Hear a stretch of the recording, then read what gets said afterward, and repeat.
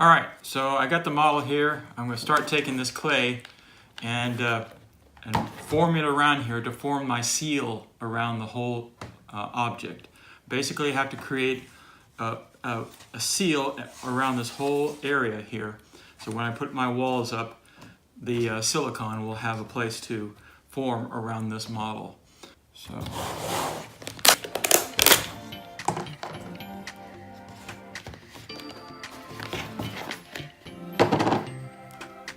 what I do want to do is this clay is, it's all right.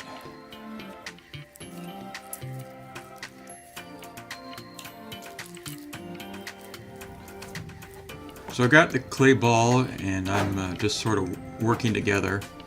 It's really messy to work with, so I just had to go wash my hands, take off my watch here, and put on some gloves to work with this stuff. Yeah. Alright, so I grab a piece of clay and start working with it to put it next to the model. And I didn't want clay, totally under the models, but basically right next to it so it would provide a good seal.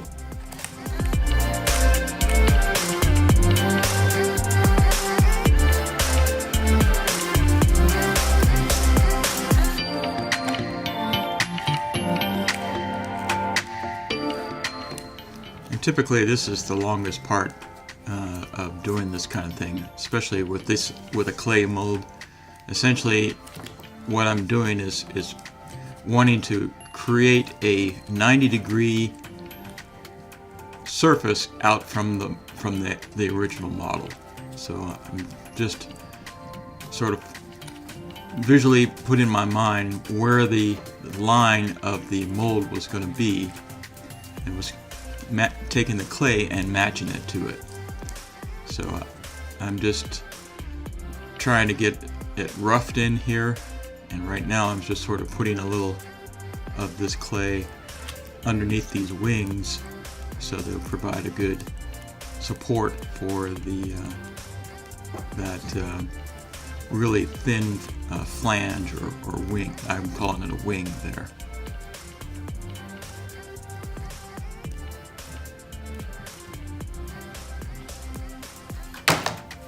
And I had to use so much clay I needed the second 5-pound bucket. I think it's 5 pounds. So here we are looking at down on my little helmet cam.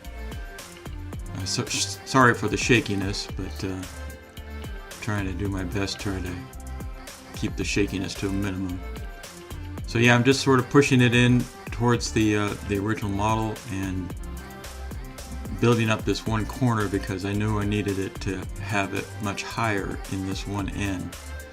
I sort of did myself a disservice by putting the model so close to the edge here. That was not very good of me. I just needed to, I should have put it further to the left. But anyway, I got out my rubber tip tools, and those are going to help me to sort of form the clay without scratching the original model. So I use these wood sticks to try to see if I can get it smooth down.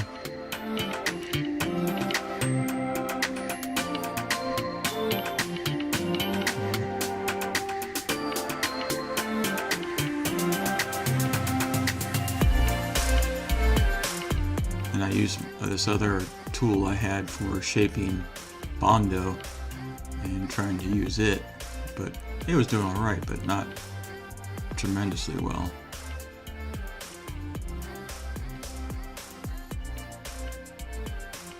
And I pull out my foam brushes and watered it down some.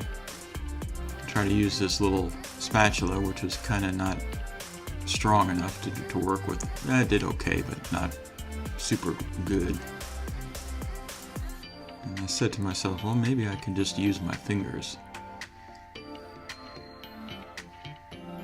And that seemed to work out the best. So smoothing it down, getting making sure all the corners and bits are all taken care of, using my tools to scrape off the excess clay from the model.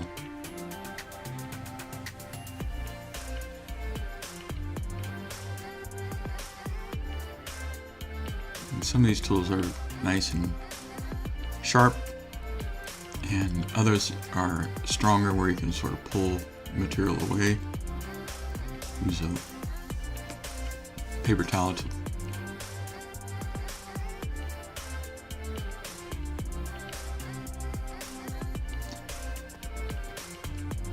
I was noticing, I think I wanted the mold line to go up on over this shoulder here, so added a little extra material there.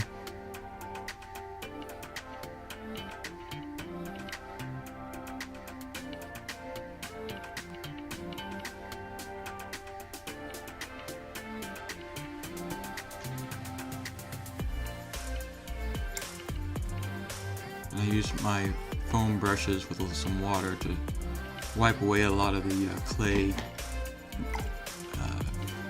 residue there on the model. Then I was going to start using these bolt heads, these big bolt heads, as a register, so when the silicone gets poured in there, it will have something to sort of keep the whole model from shifting around.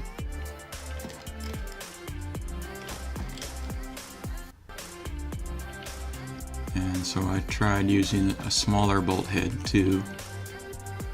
Seemed like it was doing better than the big one. It also could get into smaller areas. It's a good idea to have your bolt head be able to come up straight up and down, because what you don't want is to have some kind of angle. So I was using this back of this foam brush as a register, and then I used this back end of this rubber brush for the small areas up here. So I didn't want that part to shrink. And then I used a knife to sort of cut away all the excess material that was next to the foam core and where my walls were going to be.